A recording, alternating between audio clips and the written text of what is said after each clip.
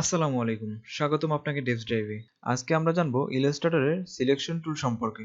টুল প্যানেলের সর্বপ্রথম টুলটি হচ্ছে সিলেকশন টুল। এর শর্টকাট কি হচ্ছে ভি।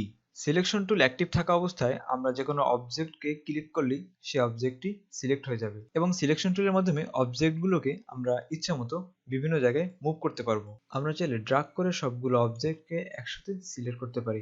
সবগুলো অবজেক্টকে একসাথে সিলেক্ট করার শর্টকাট কি হচ্ছে কন্ট্রোল এ ক্লিক করলে আমরা দেখতে পাবো সবগুলো অবজেক্ট একসাথে সিলেক্ট হয়ে গিয়েছে। সবগুলো অবজেক্ট সিলেক্ট থাকা অবস্থায় আমরা এগুলোকে একসাথে মুভ করতে পারবো। কোনো অবজেক্টকে রোটেশন করতে চাইলে কার্সরটিকে এর কর্নারে নিয়ে আসলে দেখতে পাবো রোটেশন সাইন ক্রিয়েট হয়েছে। এবারে আমরা মাউসের লেফট বাটন ক্লিক করে ইচ্ছামতো সেটাকে রোটেশন করতে পারবো। তবে যদি আমরা এটাকে নির্দিষ্ট মাপ অনুযায়ী রোটেশন করতে চাই, ধরুন আপনি 90 ডিগ্রি রোটেশন করতে যাচ্ছেন, তাহলে শিফট প্রেস করে আমরা এটিকে রোটেশন করব। প্রথমে 45 ডিগ্রি, এরপরে আবার শিফট প্রেস করে যদি আমরা এটিকে রোটেশন করি, তাহলে আমরা ঠিক 90 ডিগ্রি রোটেশন করতে পারবো। কোনো অবজেক্টের অনুপাত ঠিক রেখে এটাকে যদি আমরা ছোট কিংবা বড় করতে চাই, তাহলে শিফট প্রেস করে আমরা অবজেক্টটিকে ছোট কিংবা বড় করব, তাহলে এর অনুপাতের কোনো পরিবর্তন হবে না। আমরা যদি কোনো অবজেক্টকে সিলেক্ট করে অল্ট প্রেস করে ড্র্যাগ করি, তাহলে আমরা নতুন একটি অবজেক্ট পাবো। তার মানে আমরা অবজেক্টের একটি কপি পাবো।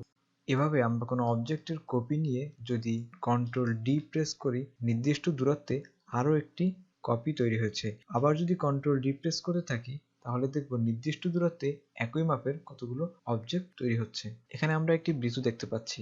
বৃত্তটিকে যদি আমরা কেটে ফেলতে চাই বা বৃত্তটির বিভিন্ন অংশ যদি আমরা কেটে ফেলতে চাই, তাহলে যেমন ধরুন এই বৃত্তটা থেকে আমরা এই অবজেক্টের মতো একটি অবজেক্ট তৈরি করব। তাহলে আমরা যে এখানে দেখতে পাচ্ছি একটি গোল চিহ্ন রয়েছে, এই চিহ্নটিকে ধরে আমরা যদি মাউসের লেফট বাটন ক্লিক করে উঠাই এবং একটি পর্যায়ে এটাকে ছেড়ে দিলে আমরা দেখব সেই অংশটুকু কিন্তু কেটে গিয়েছে। এভাবে আমরা বৃত্তের বিভিন্ন অংশটাকে কেটে নিতে পারবো খুব সহজেই।